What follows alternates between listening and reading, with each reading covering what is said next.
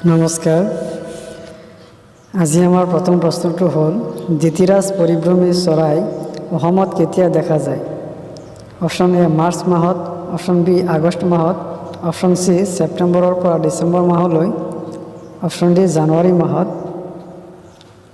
ইয়াৰ শুদ্ধ অপশ্যনটো হৈছে অপশ্যন চি। প্ৰশ্ন, বালিমাহী চৰাই ক'ৰ পৰা আহে? অপশ্যন এ কৰ্ণাটকৰ পৰা, অপশ্যন বি গুজৰাটৰ পৰা, অপশ্যন চি অৰুণাচলৰ পৰা, অপশ্যন ডি কাশ্মীৰৰ পৰা। শুদ্ধ অপশ্যনটো হ'ল অপশ্যন ডি কাশ্মীৰৰ পৰা। কুৱেশ্যন, চাইবেৰিয়াৰ পৰা অসমলৈ অহা চৰাইবিধ হ'ল অপশ্যন এ বালিমাহী, অপশ্যন বি দ্বিতৰাজ, অপশ্যন বি বকজাতীয় চৰাই, অপশ্যন ডি ষ্টাৰ্লিং। শুদ্ধ অপশ্যনটো অপশ্যন চি। অসমত দেওহাঁহ কোন সময়ত দেখা যায়? অপশ্যন এ জানুৱাৰীৰ পৰা মাৰ্চ মাহলৈ, অপশ্যন বি জুলাই মাহত, অপশ্যন চি মাৰ্চৰ পৰা জুনলৈ, অপশ্যন ডি ছেপ্টেম্বৰৰ পৰা ডিচেম্বৰলৈ। এনচাৰ শুদ্ধ অপশ্যনটো অপশ্যন ডি। চাতক কোন ঠাইৰ পৰা অসমলৈ আহে? Option A Nagaland, option B Arunachal Pradesh, option C Japan, option D ইউৰোপৰ পৰা। ইয়াৰ শুদ্ধ অপশ্যনটো হ'ল অপশ্যন ডি ইউৰোপৰ পৰা।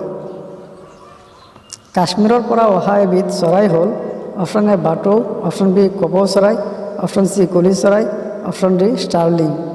ইয়াৰ শুদ্ধ অপশ্যনটো হ'ল অপশ্যন ডি ষ্টাৰ্লিং। অসমত দেখা পোৱা IUCNৰ ৰঙা তালিকাত স্থান পোৱা চৰাই হ'ল অপশ্যন এ বাটৌ চৰাই, অপশ্যন বি কপৌ চৰাই, অপশ্যন চি কুলি, অপশ্যন ডি পাতি শগুন। শুদ্ধ অপশ্যন অপশ্যন ডি।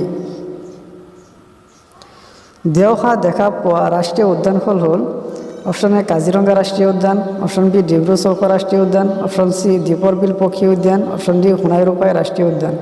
শুদ্ধ অপশ্যন অপশ্যন এ। আজি আমাৰ প্ৰশ্ন উত্তৰ আলোচনা ইমানতে শেষ হ'ল। ই আমাৰ অসমৰ পৰিভ্ৰমী চৰাইৰ ওপৰত MCQ আছিল। আপোনালোকে আমাৰ ভিডিঅ'খিনি যদি চাই ভাল পায় তেন্তে লাইক, শ্বেয়াৰ আৰু কমেণ্ট কৰিবলৈ নাপাহৰিব। ধন্যবাদ।